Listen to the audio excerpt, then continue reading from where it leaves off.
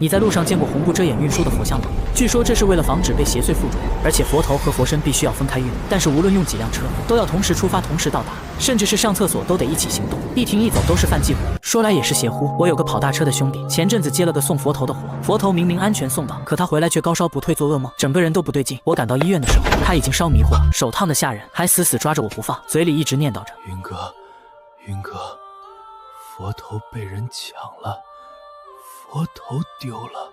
旁边他老婆和他妈都哭得不成样子，可不管我们怎么说，他就咬定佛头丢了。眼看好好一个人就剩了一口气，我心疼的不行。我一狠心，便对他现在的老板说道：佛头现在在哪里？这趟我去送。他现在的老板跟我也是老交情了，一听我愿意跑这趟，他立马松了口气。云哥，你肯去是最好的，这趟油费我出，赚的都算你的。王强媳妇听了这话，把我拉到医院走廊上，小声跟我说：云哥，王强这病邪门，他们出发时明明是佛头和佛身一起走，结果只有他一个人送到。我听了心里一沉，按理说王强跑车的时间不比我短，怎么会不知道运佛的规矩？这种分体式佛像，无论用几辆车，都要同时出发，同时到达，时间都是提前算好的。司机中间连上个厕所都得一起去，一停一走都是忌讳。我接到王强老板李建国的电话，说只有佛头送到，佛身还没送到的时候，我就觉得奇怪，还以为是那家寺庙有什么特殊要求。王强媳妇抹了把眼泪跟我说：王强回来当晚就不太对劲，我问他怎么了，他说他路上蹭车了，车头剐蹭了一块，但没什么大事儿。我就让他赶紧休息，结果半夜就发起烧了，嘴里一直说回话，送来医院都2天了，愣是没查出病因来。我听后安慰他道：你先别急，运佛虽然规矩多，但也是份福气活。等我把佛身送到了，替王强好好烧炷香，佛祖一定会保佑王强好起来的。王强媳妇听后点了点头，眼睛也红了起来。我从医院出来就跟着李建国去了他公司，路上他才跟我说实话。这次跟王强一起运佛的是我老家的亲戚，叫灵一，这小子才学了半年，就天天嚷嚷着要上路赚钱。我看这趟活路程短，提成高，又有王强带着，也没多想就让他也去了。没想到他开到半路突然犯浑，打电话要加钱。我当时喝了点酒，脾气也不好，隔着电话就把他臭骂了一顿。结果这小子竟然掉头就把佛身拉回去了。运佛最忌讳回头路，送回城都得空车，更别说只拉回一个佛身了。李建国后来想到这些的时候，酒都吓醒了。王强也是开出了老远，才发现后车没跟上。等知道灵一干的好事后，已经来不及了，只能硬着头皮先把佛头送到。也不知道是不是路上又出了什么事，一向开车最稳的王强居然把车给蹭了。可李建国到了他公司后，一进门就看见几个老师傅正扯着一个年轻人。灵一，你别闹了，这事儿你真搞不定，等李哥回来再说。灵一还挺横，不就送趟货吗？有什么搞不定的？明天我是不是给你脸了？我不是让你滚回家吗？谁让你来的？干啥不让我来？我又没把车弄丢，我再送一趟不就得了吗？再说是我妈让我回来的，她待会儿就给你打电话了。李建国一听脸都黑了，公司里有几个老员工还认得我，连忙过来给我搬凳子。我摆摆手，先带我去看看车吧。老刘愣了一下，随即反应过来问我：云哥，你要跑这一趟吗？那太好了，我们几个正愁没人敢接呢。老刘麻利地带着我往后院走，李建国也跟了过来，林一他们跟在后面。我还能听到林一小声嘀咕：这人谁啊？为啥他能去我不能去？他可是萧云啊，你不知道吗？人家干这行10几年了，以前专门带车冲煞的，啥邪乎事儿都没有。我看他就会装，能有啥邪乎事儿？不就是为了钱来的？哼！李建国回头瞪了林一眼：你给我闭嘴！一到后院我就看见那辆运佛身的车，佛像分成了上下2部分，都用红布蒙着放在车上，车子外面也挂了红布装饰，车身明显是清洗过的。云哥，你看还缺不缺什么？缺了我立马去补。咱们就按之前说的，油费算我的，尾款都算你的。凭什么这是我的车？凭什么都算他的？你给我滚开！眼看都要动上手了，被我按了下来。我问林一：你之前都已经上道了，怎么好端端的突然要加钱？我之前也不知道，都是自家亲戚，我妈还让他照顾我，结果他给别人的提成是我的好几倍，就想让我打白工，这不是欺负人吗？你放屁！你才学了半年，老子还不够优待你吗？开车都是单人单车，谁告诉你提成比别人低的？我中午在服务区的时候，人家告诉我的。我在厕所里听见一个人说，就我提成最低，说我是给人打白工的，要是他早就撂条子不干了。这话一出，在场的人都愣住了。老刘磕磕巴巴半天：你傻了？那服务区里的人南来北往的，怎么会知道咱们公司的提成？就算是同行，也没那么清楚到底是谁说的。你看没看见脸？没看到，就是上厕所的时候，那人正好在我隔壁，跟我说的可清楚了。老刘脸刷一下就白了，不敢再问。李建国听后犹犹豫豫地看向我，试探着问：云哥，要不我再联系一下寺庙，看看能不能拖2天？我摇摇头：我一会儿回家洗个澡，今晚就出发。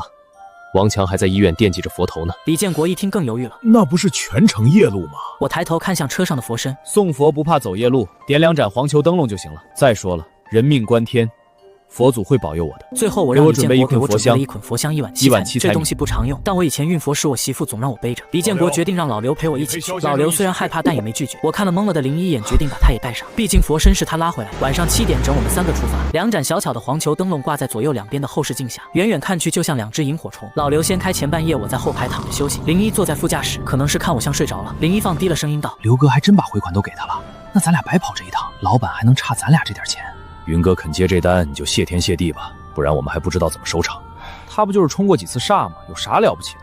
冲煞不就是大车要开新路线，有点经验的谁不能干？我都找人打听了，他被人坑得连公司都没了。那你知不知道坑了他的那个人是怎么死的？怎么死的？第一次自己冲煞死在了路上，连人带车翻进了山沟里。据说找到的时候，整个人都……老刘没把话说完，但林一已经吓得脸色发白，身体不由自主地抖了一下。那条路线最后是云哥去冲开的，所以你小子别觉得云哥是图你那点回款，他是在救你的命，也是在救王强的命。车厢里一瞬间安静的可怕，林一张着嘴半天没说出一个字，最后不服气的把头扭向窗外，抱着胳膊生闷气。云哥，你别往心里去，这小子就是被家里惯坏了，口无遮拦的。没事儿，年轻人嘛，气盛，让他多见识见识就好了。我嘴上说着没事，心里却不由自主地想起了孙清，那个曾经和我一起光着屁股长大的兄弟，也是后来把我坑得最惨的合伙人。孙清第一次自己带车冲煞就死在了路上，那条路最后还是我去冲开的。从那以后我就再也没梦到过他。可不知道为什么今天晚上我感觉身后不对劲，好像有另一个脚步声跟了上来。我猛地转身，只见公路护栏外一个男人歪着半边脸，直勾勾地盯着我。萧云，我不会让你好过的。孙清一条腿抬着，像是想跨过护栏，但好像有一股无形的力量逼着他，让他怎么也过不来。你过不来的，是吗？我下意识往腰间一摸，一阵刺骨的冰凉感瞬间让我惊醒了过来，大口喘着粗气，额头上全是冷汗。我的手还死死地按在腰间的打魂鞭上，这根打魂鞭是小时候一个疯疯癫癫的老道人送给我，我12岁那年在水沟里救了他。你是修罗相，菩萨心，这辈子注定要吃阴阳饭。我当年没当回事，18岁就出门跑大车了，结果最后我还真像他预言的，带车冲煞想变驱邪，30好几了还在靠着阴阳饭还债。不过话说回来，我会突然梦到孙清，让我多少有些意外。他死了已经快半年了，我的大脑还在放空。一旁的老刘突然紧张地凑到我旁边，云哥，你快看，今儿晚上拦车的人怎么那么多啊？我立刻凑到车窗边往外看，只见昏暗的路边每隔10几米就站着一个黑影，他们不拦小车也不拦大巴，专等我们这辆大车靠近时才缓缓地抬起手。别管他们，也别停车，把车开稳了，到服务区就好了。老刘双手死死握着方向盘，额头上豆大的汗珠滚落下来，他哑着声音回复我说：“好，我知道了。”就在这时，睡在副驾的林一也醒，他迷迷糊糊地揉着眼睛往外看了一眼，立马惊呼一声：“我去，怎么这么多人？这大半夜的在路边搞行为艺术吧？附近是有啥网红景点啊？”我跟老刘都没搭理他，可没想到林一看着看着，眼神忽然就直了，手竟然摸向了车门把手。我腰间的打魂鞭猛地一震，只见副驾的林一已经把车门拉开了一条缝，我连忙从后排向前扑了过去，狠狠地将他往后一拽，车门又被关上了。老刘被这突如其来的变故吓得方向盘一抖，车身猛地一歪。把好方向盘，你是想跟他们作伴吗？被我拖到后排的林一此时却像变了个人，脖子僵硬地转过来，双眼直勾勾地看着我。让他们上车！一边伸出双手就来掐我，我一只手死死按住他，另一只手抽出腰间的打魂鞭，给我醒过来！我一鞭子抽在他伸过来的手上，林一整个人像是被电击了一样猛地缩了回去，他好像恢复了神智，坐在那里捂着红肿起来的手，吓得浑身发抖。紧接着我又坐到前排副驾驶的位置，我发现车窗上不知何时蒙上了一层灰蒙蒙的东西，连路都快看不清了。我攥着打魂鞭对着车窗玻璃用力敲了2下。给老子滚！说来也怪，随着我这2下敲击，窗外那层灰尘竟然真的散开了。车子飞快地掠过又一个拦车的人，我从后视镜里看到那人影僵硬地转过头，死死地盯着我们离去的方向。云哥，擦擦汗。我这才发现自己后背都湿透了。我打开广播想找个节目听听，正好碰到一个讲评书的在说《西游记》，那主持人的声音有点怪，像是被人掐着嗓子，声调又细又尖。500年这一天，云哥，这广播声音怎么这么难听？有什么难听的？你别分心，听着评书还能壮壮胆呢。就在这时，老刘突然大吼一声，车子猛地一震，像是从什么东西上碾了过去。老刘吓得脸色惨白，急忙冲我喊：“撞到人了，云哥，我好像撞到人了！”老刘喊完，下意识的就要踩刹车，在路中间停车。你疯了！想死别拉着我们！紧接着，后方传来刺耳的喇叭声和紧急刹车声，一辆 SUV 显之又显的从我们旁边擦身而过，司机探出头大骂：“会不会开车？不要命了！”我死死盯着后视镜，后面的路面上空空荡荡，哪有半个人影？刚才我一直盯着前方，路中间什么都没有。可是我明明感觉……他话还没说完，车子又是一阵颠簸。云哥，又来一个！冷静，是幻觉，别去看，也别去想，抓稳方向盘，马上就到服务区了。老刘慌乱地点着头，后排的林一更是吓得跟个鹌鹑一样缩在角落里，而车里的广播还在继续，那个尖锐的声音变得更加诡异了。咱们就说那东土圣僧金蝉子转世，十世功德加深，这一路西去，难免引得那群妖妓与众鬼垂涎。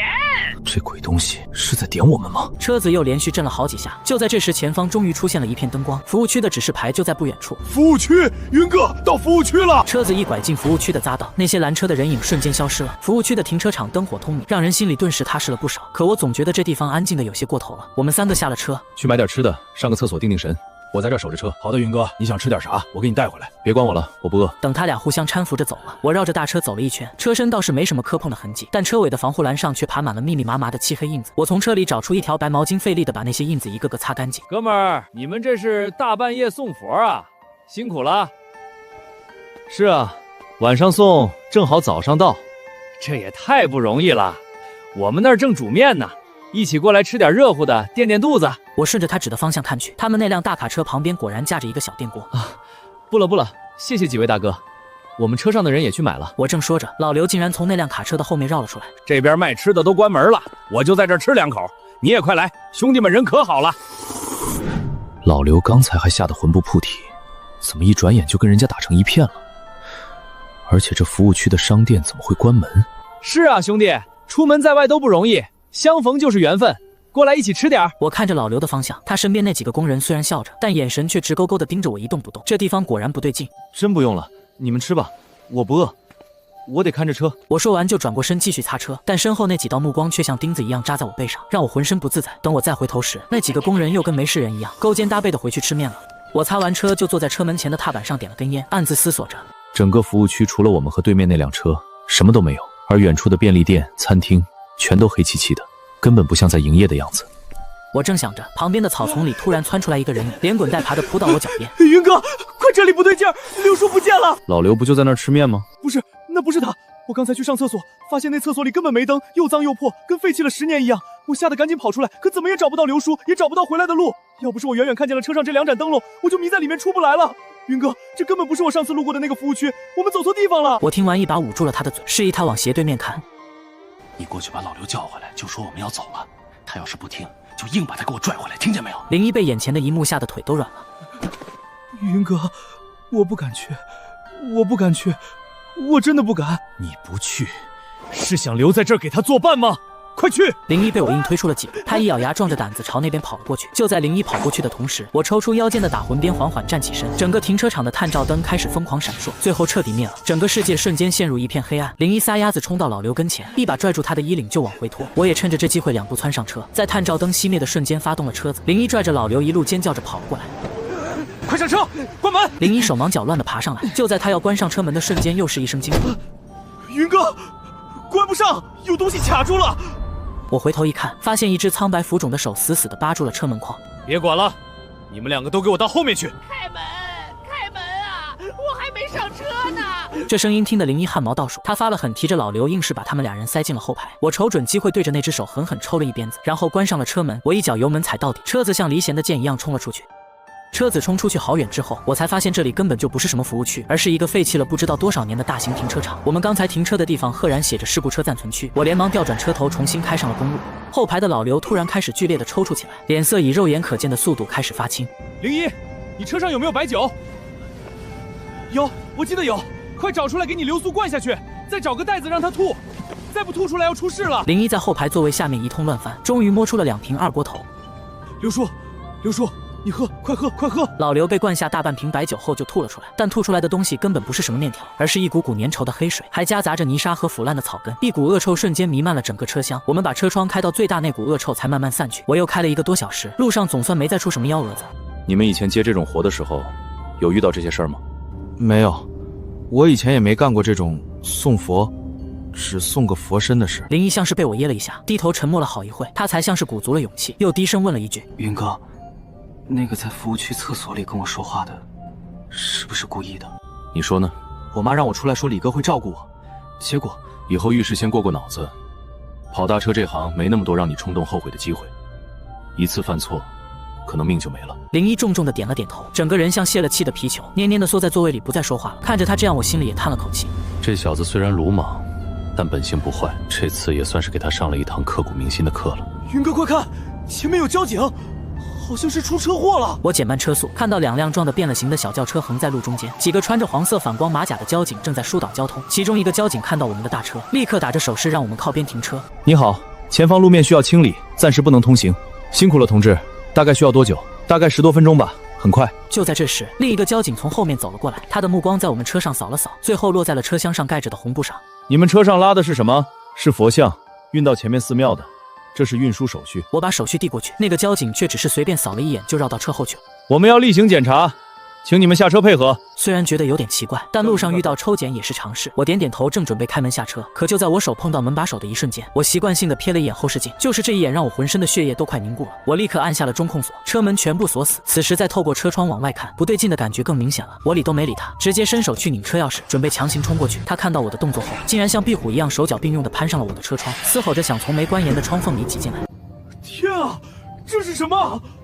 妈的，给我滚下去！我一鞭子狠狠抽在那东西的脸上，我立刻发动车子猛打方向盘，从2辆飞车之间的缝隙冲了过去。我从后视镜里看了一眼，那几个交警已经消失不见了，但我还没来得及松口气，车身猛地向下一沉，就像是突然拉了几吨重的东西一样。不好，他们上车了！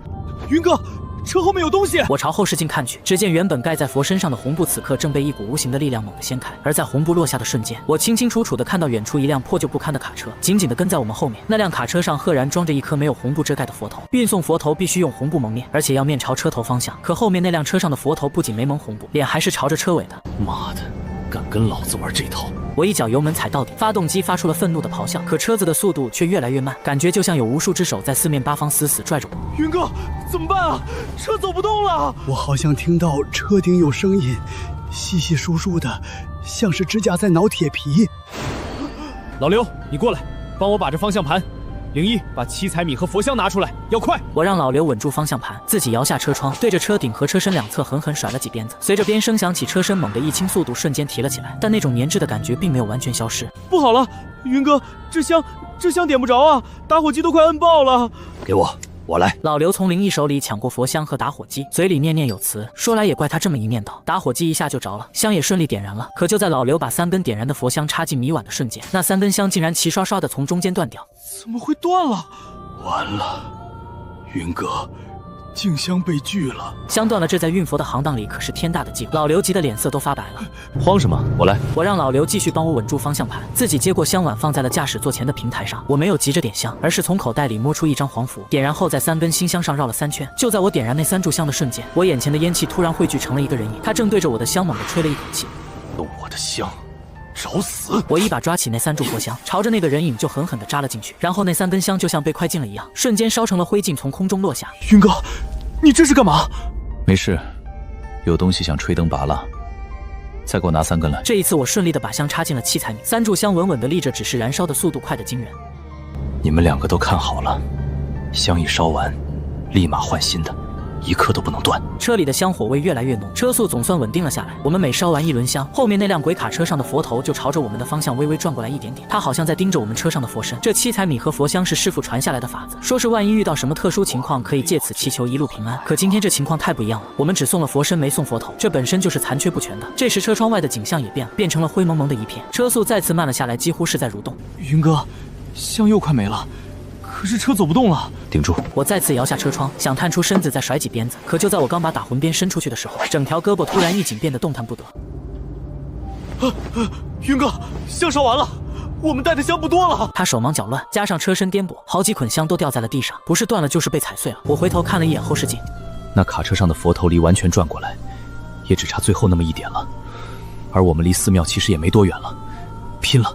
想到这，我心一横，一口咬在了自己的舌尖上，接着我将舌尖血混着唾沫狠狠地喷在了我的手臂上，手臂瞬间恢复了活动能力。我从老刘手里抢过那碗已经快要见底的7彩米和香灰，一把扬出了窗外。都坐稳了！7彩米混着香灰在车窗外瞬间刮起了一阵小小的旋风，紧接着车身猛地一倾，我抓住这个机会油门踩到底，车子像疯了一样向前冲去。一直紧追不舍的卡车似乎也被这一下打了个措手不及，被我们拉开了一段距离。甩掉了，云哥，我们甩掉它了！别高兴得太早。果然，我话音刚落，那辆破卡车又追了上来，而且速度比之前更快。刚刚提起来的车速再次被凝滞住。更可怕的是，路边的雾气中又出现了那几个穿着蓝色工服的人影，他们就站在路边，面无表情地对着我们招手。不好，方向盘失控了！我感觉方向盘像是被一双无形的手夺走了。完了，云哥，这次死定了！我死死抓着方向盘，用尽了全身的力气，却依然无法撼动它分毫。眼看车头就要撞上护栏，远处突然传来一声悠远宏大的钟声，顿时我感觉手上一松，方向盘的控制权竟然回来了。在车子撞上护栏的前一秒，我狠狠一打方向盘，车子险之又险地停了下来，车头距离护栏只差不到10公分。我们竟然活下来了！第一声钟响过后，悠远的钟声便一声接着一声连绵不绝。我们3个瘫在车里，大口大口地喘着粗气。等我们缓过神来的时候，东方的天空已经泛起了鱼肚白。我跳下车，看到公路上除了我们那道触目惊心的刹车痕迹外，什么都没有留下。早上6点，我们终于踩着晨光，将佛身平安送到了山里的寺庙。一个法号叫慧明的大师亲自接待了我们。慧明大师，冒昧问一句，咱们寺庙平常不都是6点才敲晨钟吗？今天怎么提前了这么久？是我们老主持特意交代的。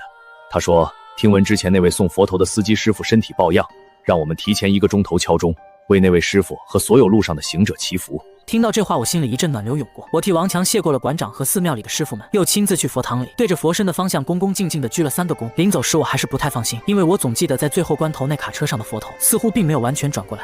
馆长，我们送来的佛头不对，是之前王强送来的佛头，没什么差错吧？我总觉得我们替他烧的香好像没烧够。你们一路辛苦，这份心意本身就是最虔诚的供养，心香一半可抵万千实体佛香，心到了，香自然就够了。听了慧明大师的话，我心里那种紧绷的感觉总算是放松了不少。我们谢绝了主持留我们吃斋饭的好，踏上了回程的路。回去的路上，老刘躺在后排睡死过去，倒是01经历了这一夜，像是脱胎换骨了一样，整个人都沉稳了不少。云哥，你睡吧，放心，我会把车开得很稳，有事叫我。我确实也累坏了，没跟他客气。迷迷糊糊快睡着的时候，我的手机响了，我接起电话，是王强媳妇打来的。电话那头，他的声音带着掩饰不住的喜悦和哭腔。云哥，王强他退烧了，人也醒了，医生说再观察2天就能出院了。谢谢你，真的太谢谢你了。醒了就好，人没事就行。就是有点奇怪，他完全不记得送佛头路上发生什么事了，就说自己做了1晚上的梦，梦里一直在一个很黑的地方开车，怎么也开不出去。后来他说他好像闻到了很浓的香火味儿，还听到了钟声，然后就醒了。听到香火味和钟声，我和开车的01对视了一眼，都在对方眼中看到了震惊和了然。人没事就好，别的事情就别多想了，让他好好休息。挂了电话，我彻底放下心来。看来慧明大师说的没错，我们的心香确实是烧到了，这一趟总算没有白跑。可就在我准备彻底放松睡一觉的时候，开车的01突然咦了一声：“云哥，你看我们车后面是不是有什么东西跟着？黑乎乎的一团。”听01这么一说，我睡意全无，立刻坐直了身子，紧紧盯住后视镜。开快点，甩掉它。好。01一脚油门下去，车速提了起来，但无论我们开多快，那团黑影始终保持着同样的距离，不靠近也不远，就像复古之居。云哥，他还跟着，怎么办？要不要再用鞭子？不用，他好像没有恶意。我能感觉到这团黑影虽然跟着我们，但并没有散发出之前那些东西的阴冷和恶意，他只是静静地跟着，像一个沉默的护卫，又像一个迷路的孩子。难道是我心里有了一个猜测，但不敢确定。我让01保持正常速度行驶，别去管他。那团黑影跟了我们几10公里，直到我们上了高速，他才在下一个匝道口悄无声息地拐了下去，消失不见了。总算走了。云哥，那到底是个什么东西啊？或许是来道谢，也或许是来道歉的吧。道歉？他本不该那样的，只是被人利用了。现在佛身归位，他也该去自己该去的地方。01听得半懂不懂，但他很识趣的没有再问。经历了这么多，他已经明白这个世界上有很多事情是无法用常理来解释的。回去的路上异常顺利，到了公司，李建国看到我们3个平安回来，激动的差点给我们跪下。他二话不说，直接把这次出行的所有费用和承诺的尾款都打到了我的卡上，还额外给老刘和01包了个大红包。云哥，以后但凡有任何用得着兄弟的地方，你一句话保证到位。01拿着红包，默默地走到我面前，深深地鞠了一躬。云哥，对不起，还有，谢谢你。看着01真诚的样子，我拍了拍他的肩膀。行了，吃一堑长一智，以后好好开车，比什么都强。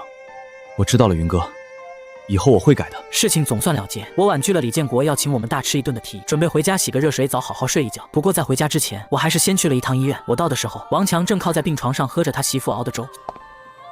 云哥，你来了，躺着别动，快好好休息。云哥，快坐下，这次多亏你了。云哥，我媳妇儿都跟我说了，我真不记得路上发生啥了，就记得好像一直在做噩梦，梦里有好多人抢我的车，抢佛头，我怎么也保不住。幸好后来梦里你来了。胡说什么呢？我怎么会到你梦里去？你就是太累了，压力太大。可能吧。不过云哥，我总觉得我那车头不是自己刮花的，我记得好像是为了躲什么东西才撞上的。行了，过去的事儿就别想了，车已经修好了，人也没事，这就是万幸。以后开车多留个心眼儿。我知道了，云哥。又陪王强聊了一会，看他确实没什么大碍了，我才放下心来。从医院出来打车回家的路上，我接到了一个意想不到的电话。老刘，怎么了？不是让你回家好好休息吗？云哥，不好了，出事了！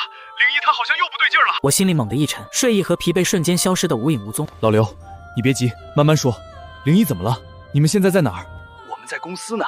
刚才李哥让他把车开去检修，结果他把车开回来，我就看见他一个人对着空无一人的副驾驶座位说话，还笑得特别瘆人。你看清楚了，副驾驶上真的没人。千真万确，我叫了他好几声，他都没反应，就那么自言自语。云哥，你说他是不是被什么东西跟回来了？他回来的时候不是还挺正常的吗？我突然想起了那个在厕所里蛊惑灵一走回头路的神秘声音，从始至终我们都没有见过他的真面目，难道是他？老刘，你听着，你现在什么都别做，也别去打扰他，就装作没看见，找个借口离开公司，离他远点。我马上过去。好，云哥，你快点啊！我挂了电话，立刻让司机掉头，以最快的速度赶往李建国的公司。看来对方的目标从一开始就不是佛像，而是我们这些运佛的人。他的目的到底是什么？为什么偏偏是我们这趟车？还有孙清的死，真的只是一场意外吗？就在这时，我眼角的余光似乎瞥见公路的护栏边上站着一个熟悉的身影。我猛地转过头去看，那里却空无一人。我握紧了腰间的打魂鞭，看着前方的路，眼神变得无比坚定。不管你是谁，冲我来！接着出租车迅速往李建国的公司赶去。灵一一个人对着空座位说话，这绝不是什么好兆头。很快我就来到了公司，只见老刘和李建国两个人躲在办公室门口探头探脑，脸色比纸还白。云哥，你可算来了，你快看！我顺着他指的方向看去，只见灵一正坐在驾驶室里，对着空无一人的副驾驶座位说话，脸上还挂着一种极其诡异的笑容。看见没？这就是云哥，厉害吧？不过你放心，他再厉害，这次也得栽在我们手里。云哥，他这是咋了？副驾上明明没人。你们待在这儿别动，我过去看看。我深吸一口气，一步步朝着货车走去。聊什么呢？这么开心？灵一僵硬地转过头，用那双空洞的眼睛看着我，冲着我说：“这不是大名鼎鼎的萧云云哥吗？怎么，孙清的忌日快到了，你是来找他叙旧的吗？”这东西怎么会知道孙清？难道说他早就知道我会来？眼前这个被操控的灵一，绝不是路上遇到的那些东西，他的目标从一开始就是我。你到底是个什么东西？我是谁？我可是个好心人啊！是我在服务区提醒这个傻小子，让他知道自己被亲戚欺负了，也是我指引着他把佛身拉了回来，不然你萧云怎么会有机会再走一趟这条路呢？你胡说八道！我什么时候欺负他了？李哥，别上当，他在故意激怒我们。这个东西逻辑清晰，句句诛心，他不是简单的邪祟，他背后一定有人在操控。你费这么大劲儿把佛身弄回来，又引我上路，到底想干什么？是为了那尊佛像？不，那玩意儿虽然是个宝物，但对我来说，远不如看着你萧云再次陷入绝望有意思。我想让你也尝尝像孙清一样，在最信任的路上被一点点拖进深渊，最后连人带车都烂在泥里的滋味。你说当年孙清的事，是不是你搞的鬼？你猜啊，想知道答案就自己去找嘛。西郊物流园，孙清接最后一趟活的地方，那里可藏着不少惊喜呢。说完，灵一突然浑身一软，像一滩烂泥一样瘫倒在驾驶座上昏了过去。我立刻拉开车门想查看情况，可就在我手碰到门把手的瞬间，一股巨大的力量从车里涌出，狠狠将我推了出去。临走还敢摆我一道，等我抓到你，非要你好看！我和老刘、李建国七手八脚的把昏迷的灵一抬进了办公室。我检查了一下，他只是脱力昏过去，没什么大碍。云哥，这到底是怎么回事啊？那玩意儿走了吗？他还会不会回来找灵一？暂时走了，他这次的目标是我，灵一只是个被利用的工具。云哥，那个什么西郊物流让，咱们真要去？我听着就像个陷阱，那东西摆明了是想引你过去。是陷阱也得去。孙清是我兄弟，虽然他后来，但他不能就这么不明不白的死了。我跟你一起去，这事儿说到底是从我这儿起的，我不能让你一个人去冒险。再说多个人多双眼睛，也算我一个。云哥，当年要不是你，我老婆做手术的钱都凑不齐，这条命是你给的，现在用到我老刘了，我绝不含糊。就在这时，躺在沙发上的灵一悠悠转醒，他揉着发痛的额头，一脸茫然地看着我。我怎么了？我不是在开车吗？云哥，你们怎么都这么看着我？我们把刚才发生的事情简单跟他说了一遍。灵一听完，脸一下就白了，吓得浑身发抖。他利用我害了王强哥，现在又想害你。云哥，我对不起你。现在说这些没用，你好好休息，这事儿你别管了。不行，云哥，我也要去。我被他当枪使，这个仇我必须自己报，就算死在那儿，我也认了。看着林一那副豁出去的架势，我点了点头。毕竟有些坦必须他自己亲自迈过去。李建国开着他的车，载着我们3个直奔西郊物流园。那个地方在城市边缘，曾经是本市最大的货物集散地，后来随着新城区的规划，慢慢就没落了。云哥，你说这地方大白天的应该没事吧？兵来将挡，水来土掩，别自己吓自己。我打听过了，这物流园虽然旧了，但还有几家公司不是完全废弃的地方。孙清当年合作的那个飞达货运也还在那儿。不过早就换老板了，那我们就去飞达货运。很快车子就开进了物流园，我们很顺利的找到了飞达货运的牌子。一个中年男人接待了我们，他就是现在的老板。人死账消，你们找他干嘛？经查当年不都查过了吗？疲劳驾驶，单方面事故。老板，行个方便，我们不是来翻案的，就是他家里人托我们来，想看看他最后工作的地方，拿点遗物，也算是个念想。哎呀，好说好说，你们看这事儿闹的，往事如风吧。档案都在楼上，仓库里积了8层灰了，你们自己去找吧。钥匙在这儿，找到东西放回来就行。我拿起钥匙，带着他们3个走上了2楼。这得多少年没打扫了？仓库里堆满了半人高的铁皮文件柜，我们分头找了起来。都过来，应该就在这里面。他们3个立刻围了过来。李建国拿出手机，打开手电筒往里照。我们看到最里面塞着一个牛皮纸档案袋，上面用潦草的字迹写着孙清2个字。我来，别动。我从兜里掏出一双白手套戴上，小心翼翼地把那个档案袋抽了出来。我打开一看，除了一张身份信息表和劳动合同，还有一张货运单，就是孙清最后那趟活的单子。目的地断魂坡服务区，这什么鬼地方？没听说过。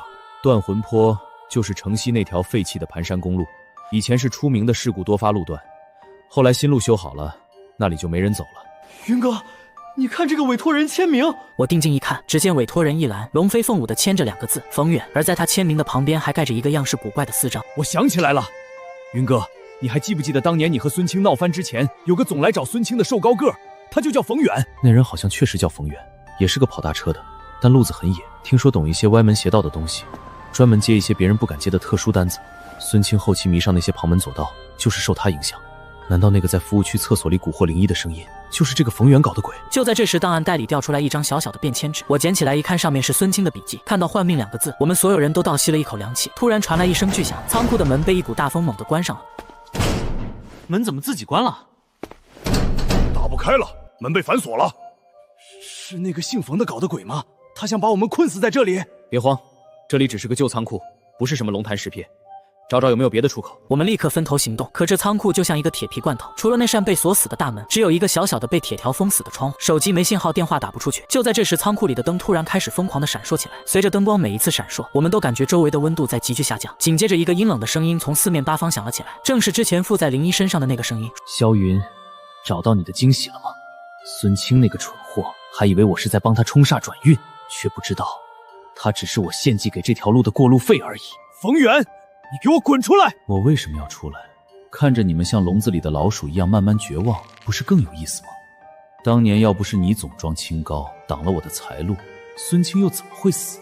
说到底，是你害死了他！你到底想怎么样？很简单，断魂坡午夜12点，你一个人开着那辆宝贝货车，从头到尾跑一趟。你要是能活下来，我们之间的账一笔勾销；你要是死在那儿，正好下去陪孙清。说完这句话，那个声音就消失了，仓库里的灯也恢复了正常，仿佛什么都没发生过。可我们都知道战书已经下了，冯远他要在孙清丧命的地方跟我做个了断。好，我接了。云哥，你疯了！这明摆着是鸿门宴，那姓冯的肯定在那条路上布下了天罗地网，就等着你自投罗网呢。咱们不能冲动，我们被困在这里，先想办法出去再说。我们报警吧。他既然敢下战书，就不会把我们困死在这儿。等着吧，门很快就会开。果不其然，我话音刚落，门外就传来了那个老板骂骂咧咧的声音，接着就是钥匙开锁的声音。我说几位，找个东西要找1天吗？我这要下班了。我们对视一眼，谁都没有说话，默默地走了出去。回去的路上，李建国和老刘轮番劝我，想让我放弃那个疯狂的念头。君子报仇，10年不晚。咱们可以报警抓他，他这套已经是封建迷信加蓄意谋害了。怎么报警？跟警察说，有个声音把我们锁在仓库里，要跟我约战断魂坡。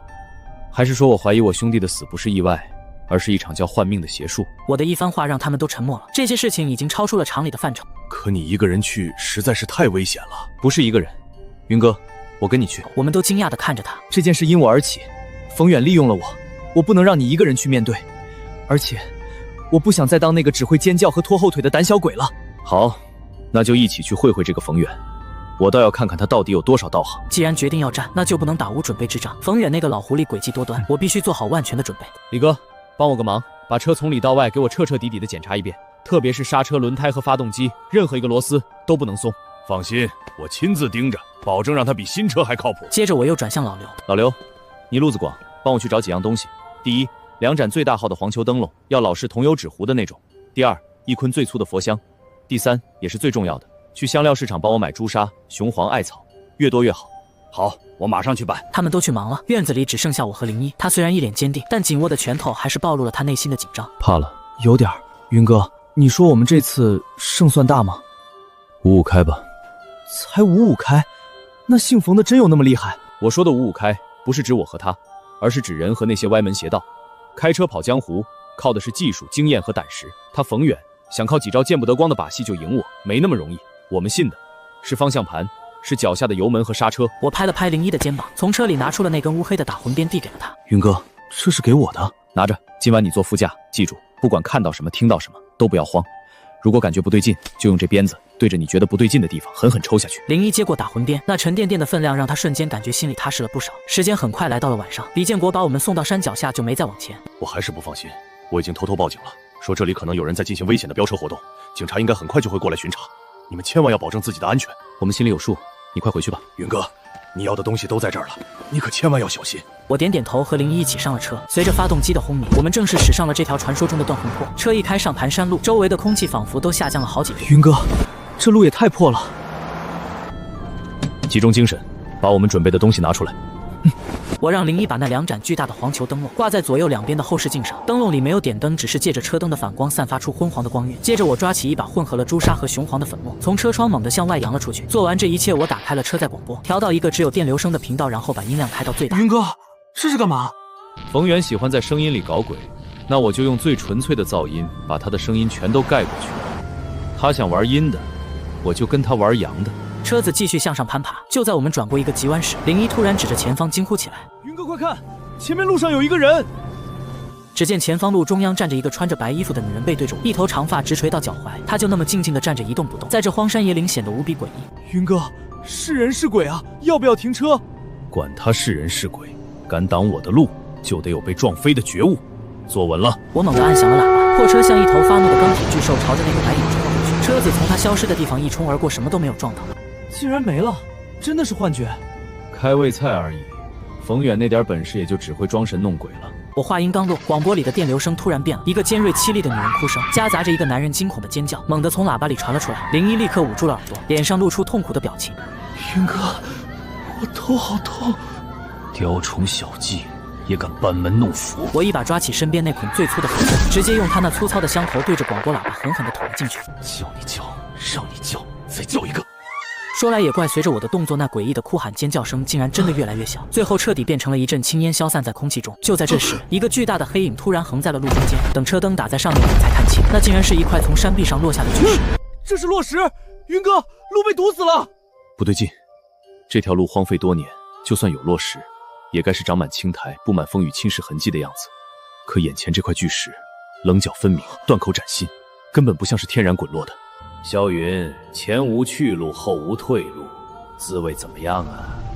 这里就是当年孙清翻下山崖的地方，我特意为你选了这个风水宝地，喜欢吗？我回头一看，发现我们来时的路不知何时已经被浓浓的黑雾笼罩，什么都看不清了。我们被彻底困在了这个死亡弯道。冯远，搞了半天你就这点能耐，用一块石头挡路，你以为我是开小轿车的吗？你什么意思啊？死到临头还嘴硬！零一，坐稳了，让他看看什么叫真正的大车司机。我猛地一打方向盘，然后一脚油门踩到底，货车发出一声怒吼，没有后退，反而朝着路边较薄弱的山体护栏狠狠地撞了一把。云哥，你要干嘛？要掉下去了！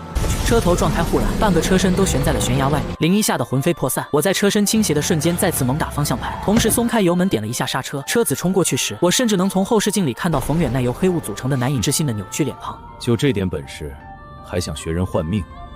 回家再练20年吧。我正得意着，可突然方向盘猛地一沉，车子不受控制地朝着悬崖边冲了过去。我低头一看，一只漆黑的手竟然从方向盘下面伸了出来，死死地抓住了转向轴。那只黑手来得太过突然，我用尽全身力气，也只能眼睁睁地看着车头离悬崖边越来越近。云哥，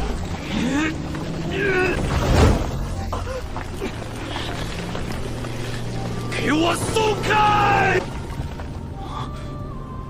就在这千钧一发之际，林一像是突然反应了过来，他抄起我给他的那根打弓鞭，对着方向盘下面就是一顿猛抽。给我滚开！随着他发了疯似的抽打，我突然感觉手上一松，方向盘的控制权回来，我立刻猛打方向，在车头冲出悬崖的前一秒，硬生生把车又拉回了路面上。我和林一都瘫在座位上，大口大口的喘着粗气。好小子，干得漂亮！云哥，我做到了，我没拖后腿。萧云，你别得意，你以为这就完了吗？我告诉你们，你们谁也别想活着离开断魂坡！他的话音刚落，我们周围的黑雾开始剧烈的翻滚起来，整条盘山公路仿佛变成了一个百鬼夜行的修罗场。坐稳了，咱们一口气冲上山顶。我倒要看看，是他厉害，还是我的车技更厉害。我一脚油门踩到底，货车咆哮着，向着山顶的终点发起了最后的冲锋。不可能，这不可能！我的百鬼夜行，你怎么可能不怕？冯远，睁大你的狗眼看清楚，老子走南闯北，靠的是一身正气，心里没鬼，自然什么都不怕。你这种藏头露尾的鼠辈，也配跟我斗？